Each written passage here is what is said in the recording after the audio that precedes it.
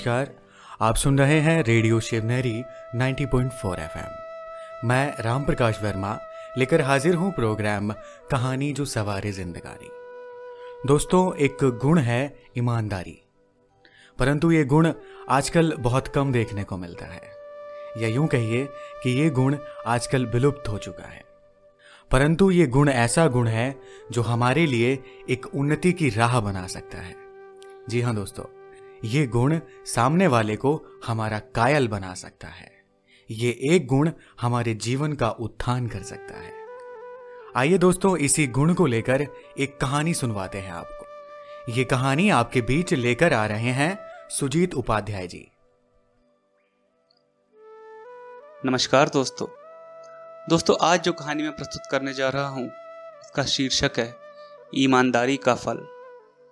दोस्तों, एक गांव में रामलाल नाम का एक व्यक्ति रहता था। वह घर को रंगने का काम करता था।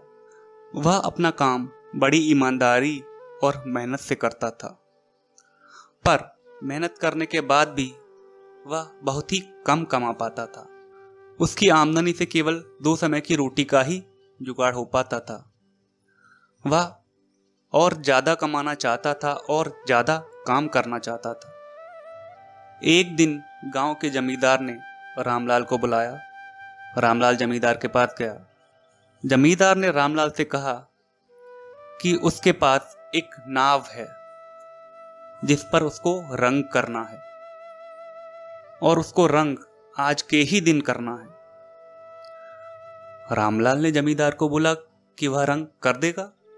जमींदार ने रामलाल से रंग करने का रेट पूछा तो रामलाल ने बोला कि वह रंग करने के 1500 रुपये लेगा। इसके बाद जमींदार ने रामलाल को नदी के किनारे खड़ी नाव दिखा दी। रामलाल अपने घर से रंग लाकर बड़ी ही सफाई के साथ उस नाव में रंग करने लगा। पर जब वह रंग कर रहा था तो उसको नाव में एक छेद नजर आया। रामलाल ने सोचा कि यदि मैं इस नाव के ऊपर केवल रंग ही कर दूंगा और छेद नहीं सही करूंगा तो यह नाव डूब जाएगी और जो नाव में होगा वह भी डूब जाएगा। इसलिए उसने अपनी जिम्मेदारी समझते हुए पहले उस छेद को भरा, फिर उस नाव पर रंग किया। जब नाव के रंग का काम पूरा हो गया तो वह जमींदार को नाव दिखाने लाया। जमींदार ने नाव को देखने के बाद पैसे अगले दिन देने की बात करी। इसके बाद रामलाल अपने घर चला आया। अगले दिन जमींदार की बीवी और बच्चे उस नाव में बैठकर नदी के पास घूमने के लिए चले गए। शाम को जब जमींदार का नौकर लौटा तो उसने घर के बाकी सदस्यों को घर में ना देखकर जमींदार से पूछा तो जमींदार ने बताया कि वह लोग तो नाव में बैठकर नदी के पार घूमने गए हैं। तो नौकर ने जमींदार को बताया कि मालिक, उस नाव में तो छेद था। जमींदार यह बात सुनकर बहुत ही परेशान हो गया। इसके कुछ देर बाद ही जमींदार की बीवी और बच्चे घर पे घूम के सकुशल लौट आए। उनको पता चल चुका था कि रामलाल ने नाव में रंग करते समय नाव में जो छेद था उसको भर दिया था। तभी रामलाल अपने पैसे लेने आया तो जमींदार ने उसको पैसे दिए। रामलाल ने गिने तो उसे 6000 रुपये मिले। रामलाल ने कहा, आपने तो मेरे को मेरी की हुई मेहनत से जो तय रकम थी 1500 रुपये, उससे 4 गुने ज़्यादा पैसे दे दिए। जमींदार ने कहा, नहीं, यह तुम्हारे काम का इनाम है जो तुमने किया है। तुमने नाव में रंग करते समय जो छेद भरा था उसकी वजह से मेरे परिवार की जान बच गई।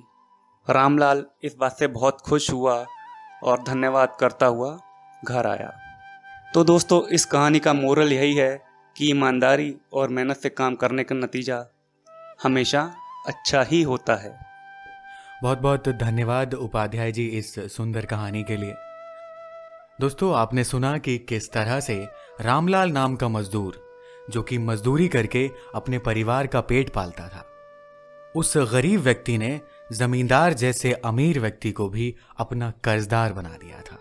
जी हाँ, क्योंकि उस व्यक्ति ने जमींदार के परिवार की जान बचाई थी। दोस्तों, उस रामलाल की ईमानदारी की वजह से जमींदार के पूरे परिवार की जान बच गई थी। तो सोचिए, एक गुण ने कितना बड़ा काम कर दिखाया था। दोस्तों, इसीलिए कहा जाता है कि हमारे गुण, हमारी योग्यताएं सही मायने में हमारी दौलत है। सिर्फ एक गुण की वजह से जमींदार ने उसे कई गुना ज्यादा पैसे दिए थे उसकी मजदूरी के अलावा।